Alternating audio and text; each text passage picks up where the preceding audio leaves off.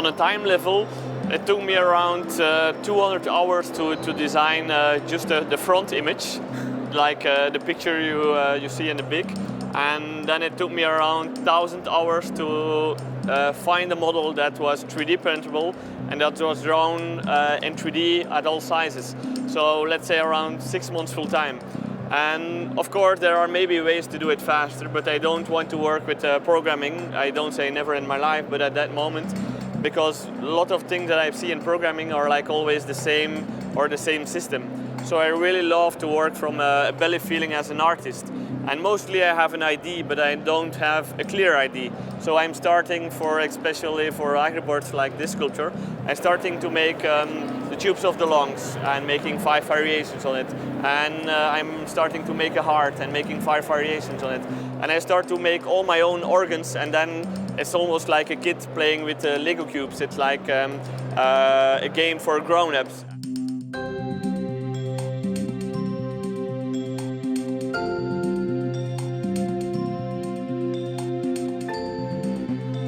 This sculpture took me 3 days to stitch all the parts in the virtual brain.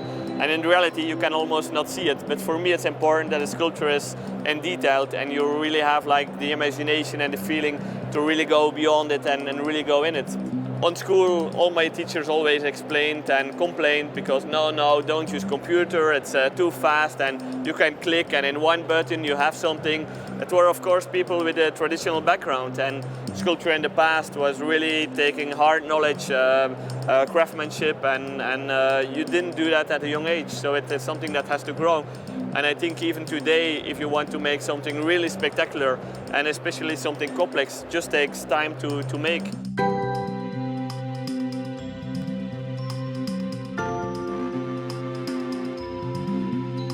I started to make sculptures and I had no idea how to make them. So I started to search ways to do that, and I came up with 3D printing, and the moment I know that it existed, it grabbed me and it never took me loss. And last year I got an invitation from Stratasys to work with their new machines like the Connex 500. And they said to me, we can print now transparent and color together. The first time they said it to me, I had like mind-blowing, oh no, the possibilities. And even today, there are so many possibilities. I'm still not on the level to imagine them all. So for me, what you see here are just the first baby steps from a technology that was not possible in the past.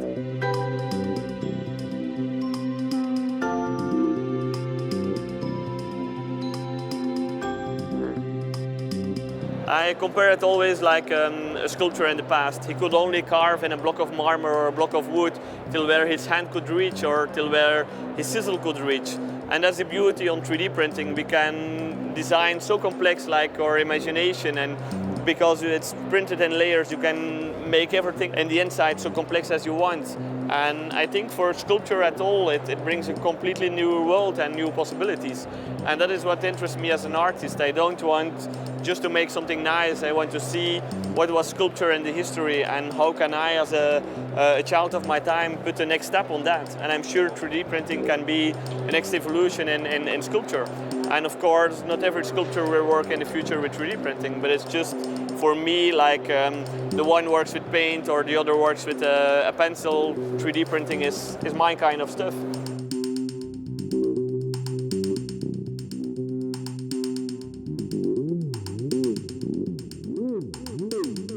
3D software is not invented for artists. It's invented for the industrial world and for Hollywood and maybe for architects. But the lovely thing is that we can take use of it, and we will use the software on a different way than it's invented. But that's cool. We search our own way. And I think that's the same for 3D printing. The art world will never be the biggest client of 3D printing or the industrial world, but I'm sure that artists can bounce the limits of the technology and can give the engineers some gray hair and take their machine and technology to the next step.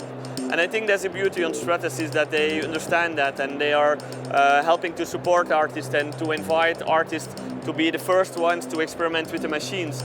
We can immediately see what's maybe not yet on the right level, or what is necessary, or we can help thinking of what can be the next step for the machine.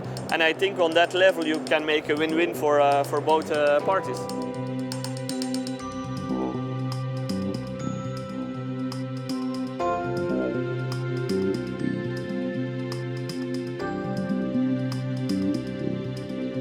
I think it's obvious for scale and color, and I'm sure this is getting there in the near future. But for me as an artist, it's also important that we think on durability. And for example, PVC is still not UV protected, so all my pieces are protected by the paint layer. So as an artist, you don't make a prototype, but you make a final product. And an art collector, he really buys that, and he buys it because he loves it, but also as an investment or to the heritage of his children. So it's important that the print itself will evolve, and I would love to print more in metal, but it's too expensive and the scale is too limited.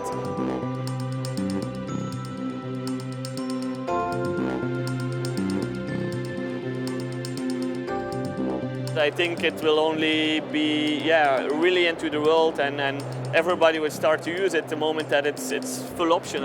And full option is not only full color, is not only a bigger size, but is indeed different materials. And the moment that we can print food, that we can print the materials.